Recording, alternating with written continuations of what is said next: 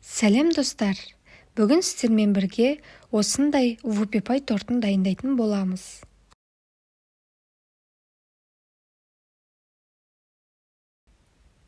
Ол үшін біздер ең алдымен ыдысымызға сары майымызды саламыз. Оның үстіне шоколадты саламыз. Және де осының барлығын водяной баняда немесе микроволновкада ерітеміз. Мен озеро шоколадын қолдандым. Осы озеро шоколады өте дәмді әрі халал. Осы шоколад еріп жатқан кезде 5 жұмыртқамызға қантты саламыз. Менде жұмыртқалар кішкентай болғандықтан 5 қостым. Егер сіздерде ірі жұмыртқа болса, 4 қоссаңыздар да жарайды.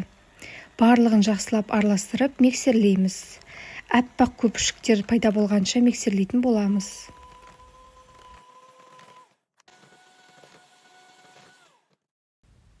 Дәл осы видеодағыдай ағарып көпіруі тиіс. Кейін еріген шоколадымызды осы массамызға құятын боламыз. Бірақ құйған кезде бірден миксерлеуіміз керек. Және де осы шоколадымыз ерігеннен кейін оны 30-40 секундтай суытуымыз тиіс. Себебі оны ыстықта құятын болсақ, жұмыртқамыз пісіп кетуі мүмкін.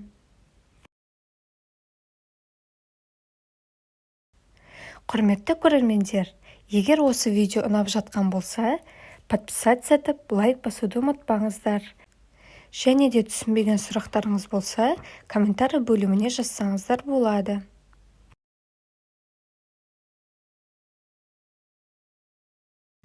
Массамызды жақсылап миксерлеп болғаннан кейін, бөлек ыдысымызға ұнды саламыз, оған какао мен қопсытқышымызды саламыз. Барлығын жақсылап араластырамыз. Барлығын жақсылап араластырып болғаннан кейін, оны 3-4 бөлікке бөліп, аз-аздан массамызға сала отырып миксерлейміз.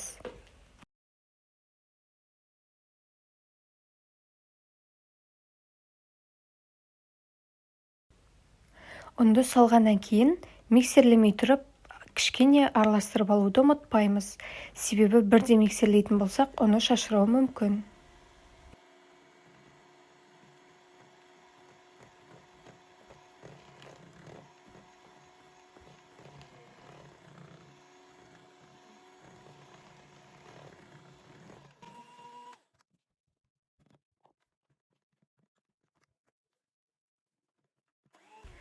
Осылай миксерлеп жатқан кезде лопатканың көмегімен немесе қасықтың көмегімен жан-жағын тазалап тұруды ұмытпаймыз.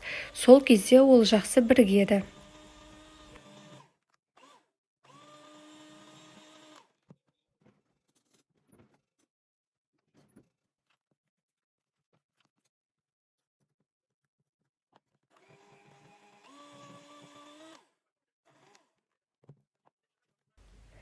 Дайын болған қамырымыз қою қаймақтың консистенциясына ұқсауы тиіс. Қамырымыз дайын болғаннан кейін ыдысымызды дайындаймыз. Менде мұнда поклан қағазы. Осы поклан қағазы өте жақсы, мүлдем жабыспайды. Осы қамырымызды 4 бөлікке бөліп, бір бөлігін салып шығамыз. Шамамен 2-3 қасықтай болады. Мен мұнда кальцоны қойған кезде 24 сантиметрлік етіп қойдым. Қамырымызды жақсылап жағып болғаннан кейін, қызып тұрған пеште қамырымызды 3-4 минуттай пісіріп аламыз. Пеш әр адамда әртүрлі болғандықтан, кейбіреуінде ерте пісіру мүмкін. Дайын болған қамырымызды кальцодан осылай пышақпен ажыратып аламыз.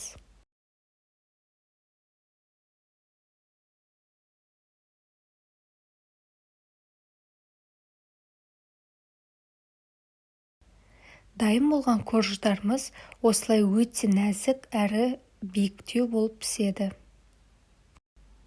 Келесі осы торттың кремін дайындайтын боламыз. Ыдысымызға ең алдымен творожный сырды салатын боламыз. Менде мұнда креметті творожный сыры, оның орнына маскарпоне немесе милетті қолданса да болады. Осы творожный сырымыздың үстіне сахарная пудраны, яғни қант ұнтағын салып, жақсылап араластырамыз.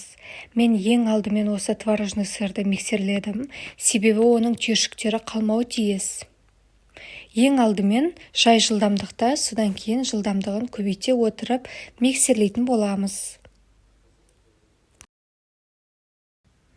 Творожный сыр мен қант ұнтағы екеуі жақсы бірігуі тиіс.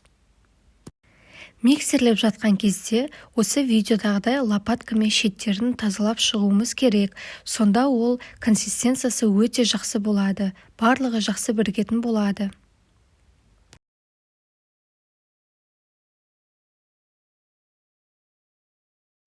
Дайын болған творожный сырымызға сливкиді құятын боламыз. Сливкиіміз 33%-дан төмен болмауы тиіс. Мен осындай Милла деген сливкиді қолдандым. Осы сливки халал әрі өте дәмді.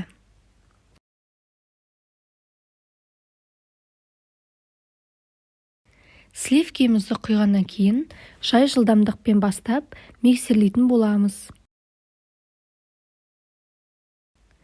Осы кезде де миксерлеп жатқан кезімізде лопаткамен шеттерін тазалап тұрамыз.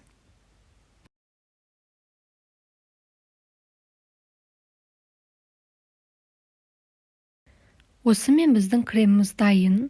Креміміз өзінің қоюлығын жақсы ұстауы тиіс.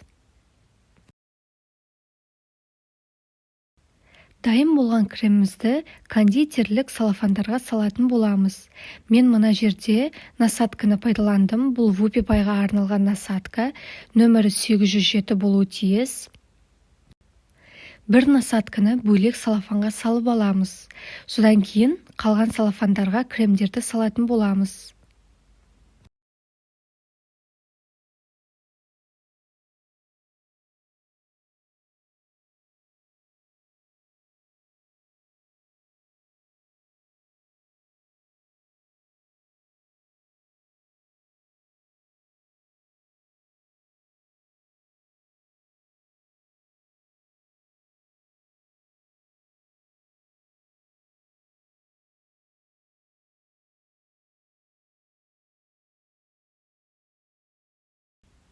Кейін салафандарымыздың басын осылай қайшымен кесіп шығамыз. Осы крем салынған салафанымызды насадка салынған салафанның ішіне саламыз. Кейін корждарымыздың барлығын алып, тортты жинайтын боламыз. Ең алдымен бірінші коржды қоймай тұрып, кішкене крем жағып алуымыз тиіс. Сол кезде тортымыз қозғалып кетпейтін болады.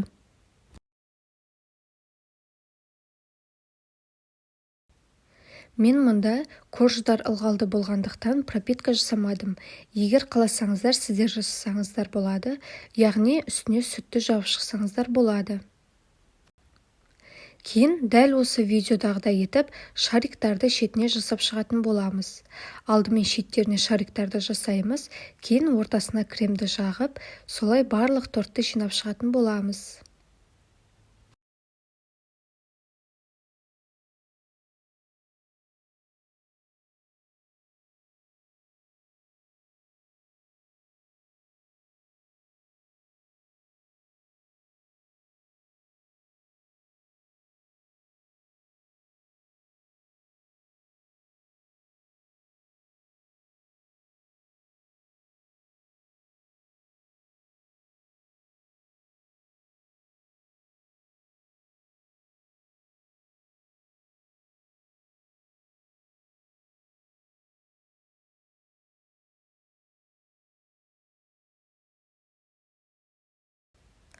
Осымен біздің вупипай тортымыз дайын.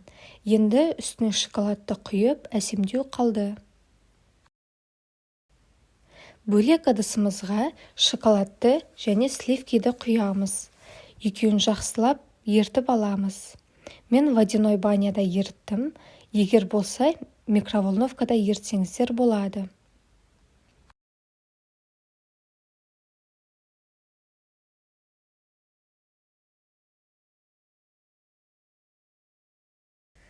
Ең алдымен осы видеодағыдай Вупи-пай тортының үстіне шоколадымызды құямыз. Содан кейін жан-жағына жағып шығамыз. Барлық шетіне жететіндей етіп істеп шығамыз.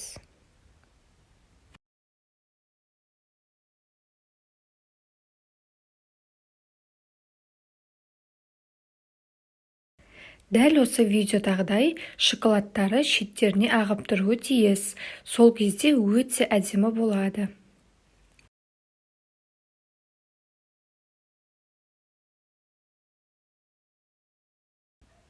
Сонымен біздің вупи-пай тортымыз дайын.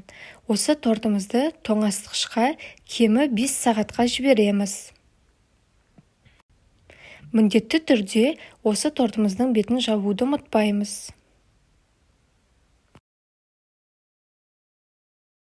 Осылай біздің вупи-пай тортымыз дайын болды. Ол өте нәзік, өте дәмді болып шығады. Бізбен бірге дайындап, жақындарыңызды қуантыңыздар.